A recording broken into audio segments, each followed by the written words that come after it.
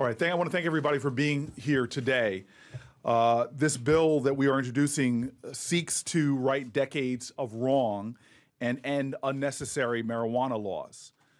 Currently, right now, our veterans are prohibited from getting the medical treatment they so desperately need to relieve their pain and suffering.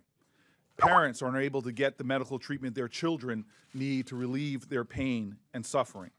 High-trained officials in our country, doctors and scientists, medical personnel, are unable to prescribe and recommend drugs that could alleviate the pain and suffering of their patients.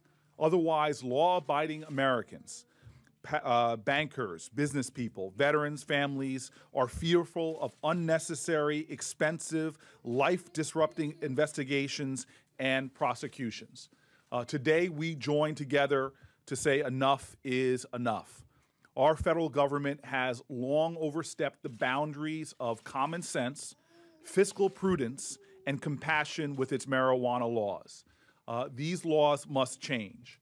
I feel very fortunate today to be standing with two senators who are my partners in this effort to end marijuana laws as they exist and adversely affect our citizens when it comes to their medical needs. And I want to thank from the bottom of my heart the partnership and leadership, really, of Senator Kirsten Gillibrand. She has been extraordinary on this issue. And I also want to thank my partner on this issue and others, Senator Rand Paul. Both of their leadership and courage on this issue is a reason we are here today. But I want to have you look to our left and right, and you can see, more importantly, what compels us to the podium today and to introduce this legislation. I'd like to now ask Senator Paul to come up and give some brief remarks. Thank you, Senator Booker, and thank you, Senator Gillibrand, for coming today, and all of you. We, as a society, are changing our opinions on restricting people's choices as far as medical treatments. And there are thousands of people in our country, probably tens of thousands of people in our country, who have diseases that are incurable and that would like to seek palliative treatment. Many people have been finding relief, but some people are prevented from having that. The laws aren't uniform, and there's still federal laws that prevent states, even states that have legalized medical marijuana. A little over 20 states have medical marijuana, and yet there are still federal rules that make it difficult. I just came back from Colorado, and the biggest thing they were asking me is, we want banking to be legal. We're legitimate enterprises now. We want to be able to put our money in a bank. My guess is that even more tax money will be paid if they're allowed to keep their money in banks and not brown bags. So I think there's every reason to try to give more ease to people in the states who want this, more freedom for states and individuals. Doctors who want to prescribe this, it's very difficult because it's Schedule I.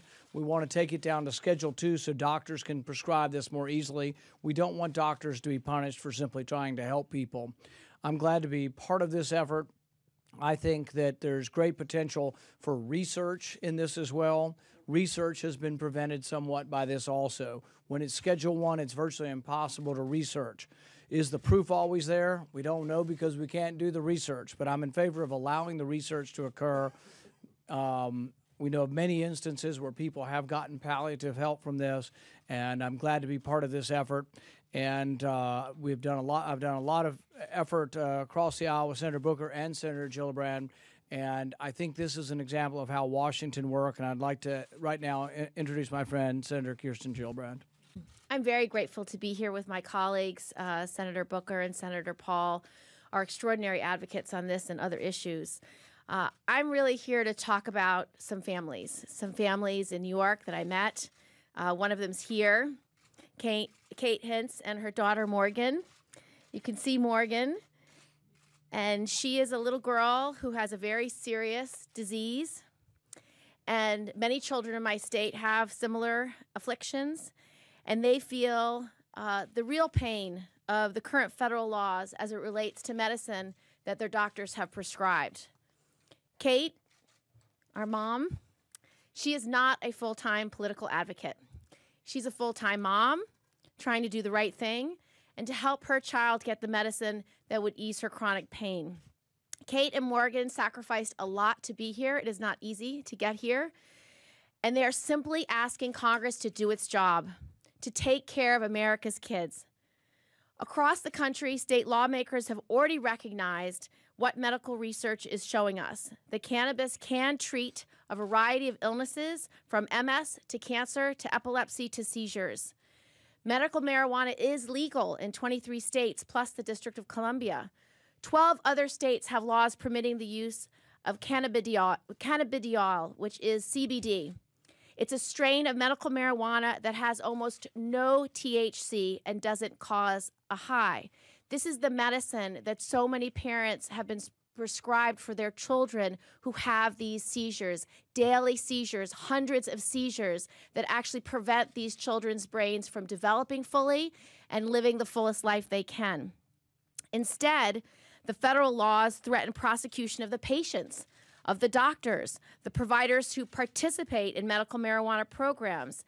And these laws, as Senator Paul said, severely restrict the scientific research of medical marijuana. They prevent the transparent financing for medical marijuana dispensaries, forcing providers to rely on dangerous cash-only businesses. These laws ignore the health benefits of medical marijuana. This is clearly a case of ideology getting in the way of scientific progress. The government should not prevent doctors from prescribing medicine that has shown to work. And the government should not block families from accessing treatment that would ease their children's suffering. Under current law, patients and doctors are forced to either forego necessary care, which Morgan has to do, or use alternatives that often have severe side effects. And those who do obtain medical marijuana risk arrest from federal authorities, even if they're in compliance with state laws. As the families told me when I visited them in New York, they aren't just afraid of prosecution. They're afraid of a knock on the door from Child Services, coming to take their children away, all because they chose to give their children the medicine that doctors have prescribed. Senator Booker and Paul and I are introducing this new bill, the CARERS Act, which would recognize that marijuana has accepted medical uses and would recognize the will of voters in 23 states that have decided that denying families access is wrong. The bipartisan bill would finally allow patients and families, including veterans, in those 23 states to access medical care without fear of prosecution.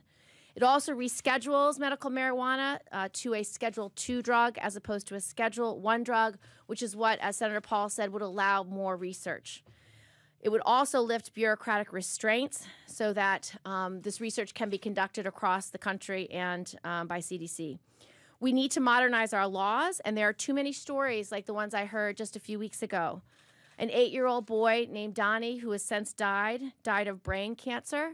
Instead of being allowed to take small doses of medical marijuana, which would have provided relief and reduced anxiety more effectively, he was stuck taking powerful opiates, which weren't always effective, and left her unaware of her surroundings. Or Oliver, who I just met, a little boy whose life is interrupted by over 100 seizures a day. Those seizures impair his life and impair his cognitive development. If he was able to have small doses of medical marijuana, it would stop his seizures and allow Oliver to live his life more fully. Instead, he has to take powerful barbiturates, which are addictive and not always effective. Now, Morgan, Kate's daughter here, she has Dravet, which is a syndrome that has a very rare form of epilepsy that has no known cure. I've met several children that have this disease. Even though there's a growing scientific consensus that medical marijuana actually helps control these seizures, Morgan's mother would have to violate laws and risk arrest just to give her daughter the medicine she needs. So these stories are not... they're not the only ones, and I urge my colleagues to support the CARERS Act. It gives the parents the ability and option to treat these diseases more effectively and to ease their children's pain more effectively. Now I'd like to introduce Kate Hintz, and she's one of our best advocates on this issue. Good afternoon. My name is Kate Hintz. This is my daughter, Morgan. We live in North Salem, New York. As you can see, we don't travel very far or go for very long without Morgan having a seizure. She just had a very mild one while Senator Gillibrand was speaking. So I am very happy to be here today supporting this bill. I am a stay-at-home mom from New York. I am not a advocate, so to speak, as you mentioned. We've been advocating for access to medical marijuana for almost 2 years now. Morgan is 4 years old, and she suffers from a severe form of epilepsy called Dravet syndrome. She has seizures almost every single day. Her seizures started at 9 weeks old. Upon her first admission to the hospital, she was started on an anticonvulsant medication. Within 10 days, we had added a second. Within a month, they had added a third, and I was forced to watch as Morgan became unresponsive and lifeless from sedation. What doctors didn't tell us is that over 30% of epilepsy patients have seizures that cannot be controlled with treatment. Morgan depends on a feeding tube because she cannot eat or take her medicines by mouth. She cannot sit, stand, or crawl independently. She does not speak and requires constant supervision from a nurse. She has trialed and failed over 10 different anti-seizure medications, yet at best, Morgan has only ever gone 4 weeks seizure-free. At this point, we will never know what has affected her more, her uncontrolled seizures or the mountains of medications she has taken in her short life. There are thousands of families in the U.S. living under similar circumstances, some patients having 1 seizure a day and some having hundreds.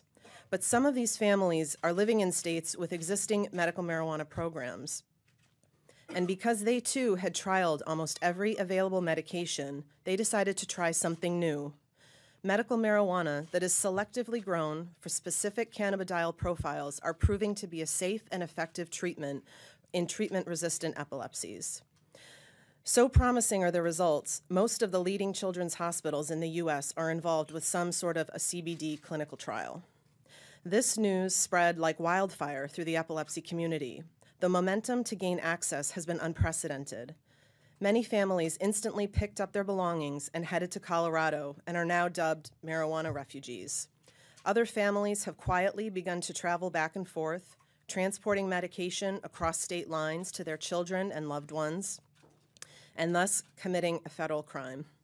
Some families like mine turn to our state government for help, and although a few states have successfully passed medical marijuana bills, most of them are fragmented, overthought, and overregulated because they have no guidance on a federal level.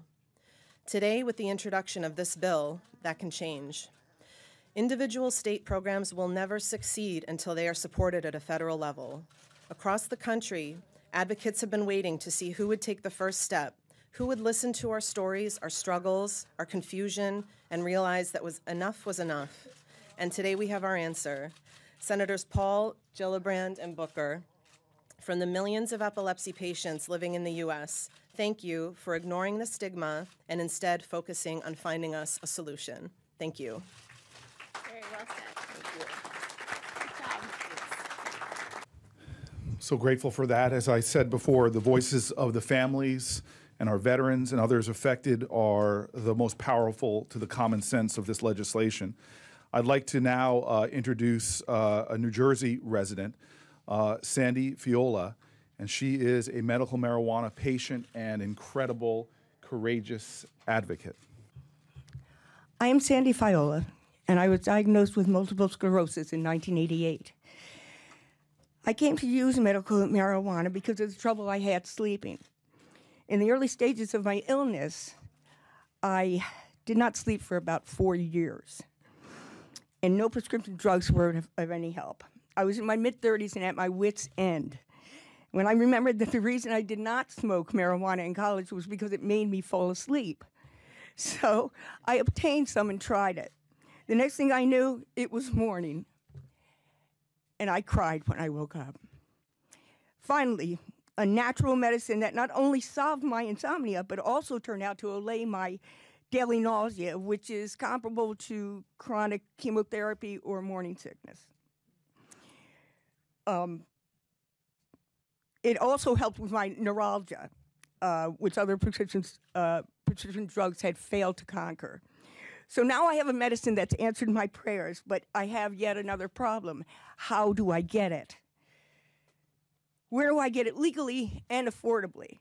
Even if it is now finally legal for patients in New Jersey, I am restricted by the federal policy. Whenever I need to find medicine and medicate myself outside of the New Jersey system, I put myself, my family, and my friends at risk. There is an urgent need for this change. Every minute the bill is passed, the bill is not passed, not only am I and others at jeopardy, but it means the others with needs that are not getting their medicine because of cost, accessibility, and fear. To me, that's the real crime. Thank you. You know, I think we all are persuaded somewhat by the intellectual arguments, but also the emotion of this tugs at your heart. And when I began looking into the issue, I became aware that my political director in my office, his father-in-law, suffers from multiple sclerosis and was using medical marijuana. And I'd like him to come forward and talk a little bit about, you know, how it's helped him and what problems that he's encountered. John Rossi. Good afternoon. My name is John Rossi. In 1991, I was diagnosed with multiple sclerosis. I've been through many types of treatment for the disease. At this point, the type of MS that I have is not curable. Of course, none of it's curable, but it's not even treatable. They have many treatments for MS, but none for secondary progressive, which is what I have. In addition to the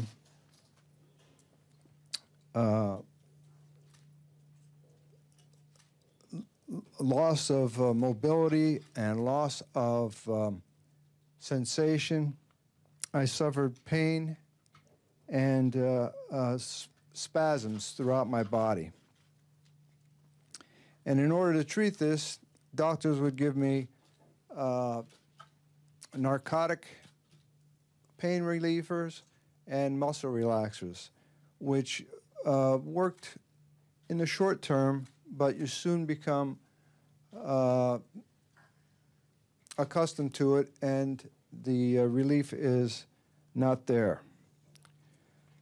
But I lived in Arizona at the time, and Arizona has medical marijuana, and I found that when I availed myself of it, I was able to mitigate the problems of the pain and the spasming.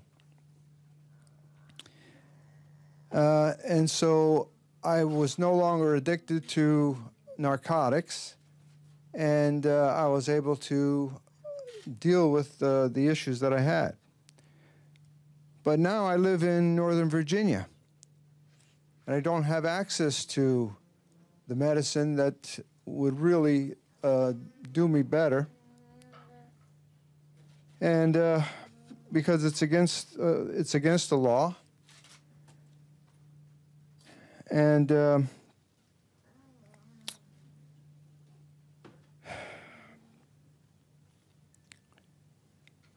so since Virginia has not sought federal a way around the federal prohibition, this option is not available to me. I believe the decision to use medical marijuana should be between the patient and the doctor. I don't believe the government should be involved in this at all. The federal government should remove the obstacles to the use of medical marijuana for doctors, patients, and also for businesses who might make the medical marijuana available to patients. In addition, I believe that changing the federal law would enable more research to be done. And I believe that this is a change that can only help doctors and patients. And I want to thank the senators for this act, and I just hope that we're successful. Thank you. There's another aspect of our legislation that is critically important and passionately believed in by Senators Gillibrand and Senator Paul, as well as myself, and that's VA hospitals right now, even in states that have passed medical marijuana laws, VA hospitals will not make it available to our veterans who stood for us, who have fought for us, who have sacrificed for us, and who are now suffering. as a result of their service. I'd like to bring forward right now one such veteran from New Jersey, T.J. Thompson, who served in the U.S. Navy from 1998 through 2004. T.J.? Good morning. I'm T.J. Thompson, resident of Chesapeake, Virginia, in the Hampton Roads area of Virginia. I'm a father, a husband, an employee, and a criminal in the Commonwealth of Virginia. I'm also a criminal in the United States of America, the country I decided to volunteer 6 years of my life to stand up and fight for freedoms, liberty, the pursuit of happiness. I greatly value the pursuit of happiness, especially being a father. My kids do not want to have a criminal for a father. They want to have a father that can enjoy their lives with them, that can I could be able to take my son to basketball games, be able to go out and enjoy my daughter's orchestra concerts. Before I decided to start medicating with marijuana, I was unable to do that stuff. A few years ago, I went through a really, really bad bout. I guess it was the crash in 2008 really set my family on the downward spiral. I hit really bad depression. I've dealt with suicidal and homicidal thoughts, suicidal tendencies since I've been 21 years old. I'm now 35. This legislation is definitely needed for veterans as well as all patients across the United States of America. On behalf of the 20 million plus veterans in this country, I thank Senators Gillibrand, Paul, and Booker for this legislation. The Department of Veterans Affairs only covers 8.76 million veterans. That means that over half of our nation's veterans are not registered with the Veterans Health Administration. When you hear the number 22 veteran suicides a day, we do not know for a fact that that number is accurate. It could be much higher. This legislation is necessary to pass immediately. It respects First Amendment rights between veterans and their doctors within the Veterans Health Administration. Right now, veterans are censored from speaking openly to their doctors about all treatment options, such as medical marijuana. It also allows the VA to do research and development. The first federally approved study is for non-treatable post-traumatic stress disorder in veterans, and the state of Colorado has decided to assist with funding in that. The group that I work with, Veterans for Medical Cannabis Access, has established an open and working relationship with the Department of Veterans Affairs and the Veteran Health Administration. We ask that this be looked at as a very monumental step forward for veterans and all patients who would benefit from safe legal access to medical marijuana. Us as veterans have volunteered our time to protect the rights and freedoms that make this country great. Today, we call upon our elected leaders across the country to respect our rights to heal. We remind you that it is your duty as elected officials to fix this very large gap in the Veterans Health Administration and fix a system that has failed us 20+ million veterans. We say all elected officials, state and federal, need to approve comprehensive medical cannabis legislation immediately. Thank you for your time. Thank you very much, TJ, and I apologize for claiming you as a New Jerseyan, but as everybody who just heard you speak like a New Jerseyan. Yeah, you're very welcome. I prefer Virginian. Okay. All right, I'd like to introduce our final speaker before we take some questions. And this is an owner of District Growers, LLC, Cory Barnett. My name is Cory Barnett.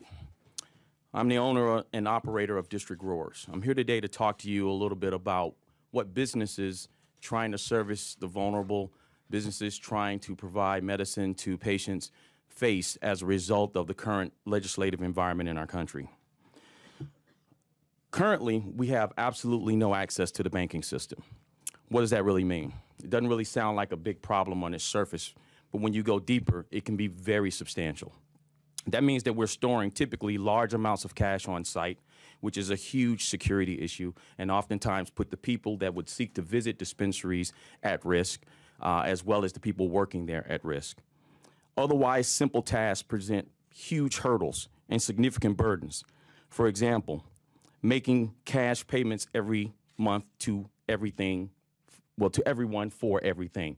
That is including the security company, the telephone company, the landlord, the insurance, payroll, utility companies, your accountant, and every other service provider that you do business with, you pretty much pay in cash. Some would suggest that you should use your personal accounts and then reimburse yourself from your business. This also doesn't work. That means that you're then taking $75,000 in cash into a bank and trying to make a deposit. It doesn't work. You can't take 10 payments a month of $7,500, not 15 payments of $5,000. To do so would be to label yourself as someone with suspicious activity, simply because you are doing something suspicious. There's no debt financing. There's no working capital. There are no credit cards. There are no corporate debit cards. That means that you don't buy anything over the internet. You can't use PayPal. You can't use any of the other service providers out there. There are no plane tickets to send your employees to training sessions or conferences. There are no office supplies that when you show up at the register in Office Depot, you're pulling out a roll of 20s, and the person is looking at you like you're a criminal. All of the other common practices that businesses are able to enjoy as a result of just having access to the banking system are something that plague our industry. We can't do that. It prevents us from being able to actually get the medicine to the people that you've heard today. It prevents us from being able to actually provide the product in a quality manner, in a safe manner, and in a way that gives people the opportunity to treat their illnesses with dignity. Our federal government shouldn't do that. They shouldn't prevent the businesses from being able to service the patients. And it is my hope that all senators in our government will stand with the three here today and actually move this bill forward and actually get this done. Thank you. Thank you, Cory. I'd like to invite Senator Paul back towards the podium, and we'd like to take questions, either the three legislators before you or any of the people, the courageous people that spoke. Questions?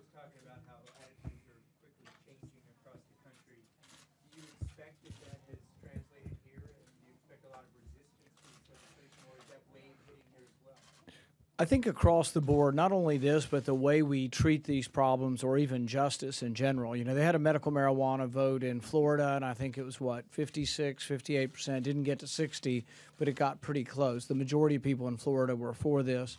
And I think if you ask people now, do you really think somebody who has MS, who's confined to a wheelchair, if you don't believe in medical marijuana, you believe in putting that person in jail if they get marijuana. So if one of these patients up here takes marijuana in the states where it's illegal, they would go to jail. Ask people that question, are you in favor of that? And I think you'll find that overwhelmingly people are not in favor of that. So I think society is changing their attitudes on it. A good example, which is sort of related but a little bit distant, is in California we did Proposition 47, which takes some minor felonies and makes them misdemeanors. The prisons are wide open now. And you know what? The violent criminals are able to stay their whole sentence now. So there's a lot of advantages to separating out nonviolent from violent. And I think we are changing on this.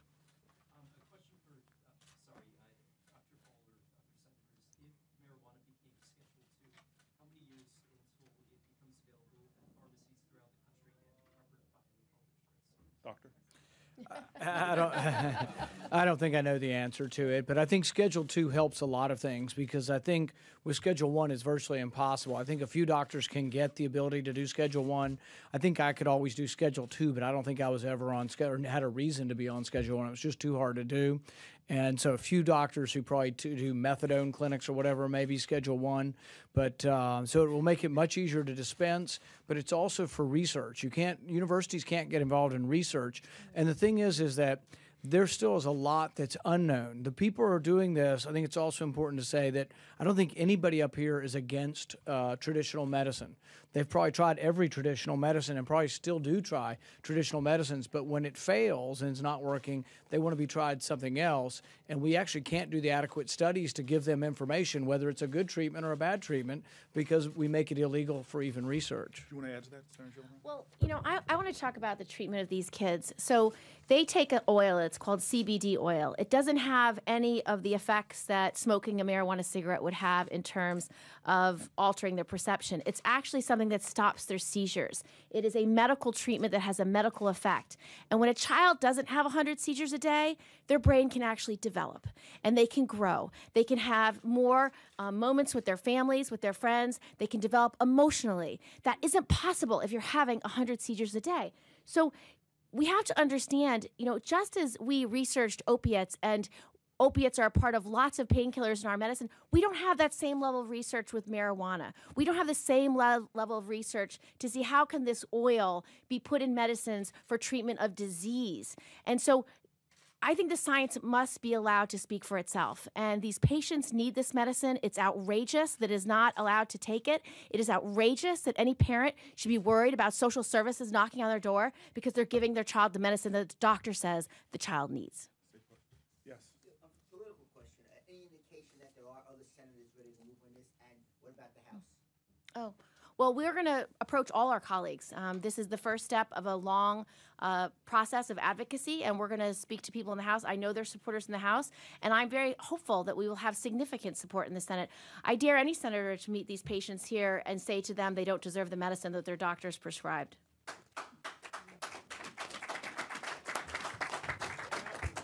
Just for the record, Senator Gillibrand is not shy about encouraging her colleagues. Yes, sir.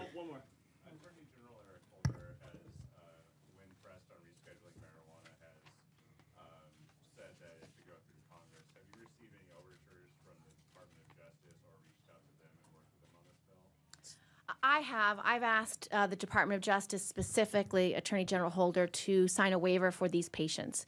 Because if they have to wait 18 months for New York's law to go into full effect, they're not going to get the medicine they need now. And so asking a patient like Morgan to take a different medicine that doesn't have the medical benefits that this CBD oil does is not a solution. Asking her to be a trial to a drug that she may already tried but doesn't address her needs is not a solution. So I'm asking the Attorney General to act now. Okay, thanks, everybody. Thank you. Reschedule marijuana altogether or only medical marijuana in Schedule 2? I think it would be just medical. In medical marijuana. Medical marijuana, so other types of pot would still be Schedule 1? No. It would reschedule all of marijuana to be Schedule 2. And Schedule 2 is just the definition is the drug has a high potential for abuse. The drug has a currently accepted medical use in treatment in the United States or a currently accepted medical use with severe restrictions. So it's basically saying this drug can now be studied. This drug can now be assessed for medical use. In the same, you have to look at it in the same way that opiates are. They are a very powerful drug, but they are used for medical uses. Going to smoke in an opium den is not legal, but the drug itself can be analyzed, studied, and prescribed through, codone and other medicines that everyday people have access to when they have severe pain. Thank you, everybody. Thank you very much. Thanks.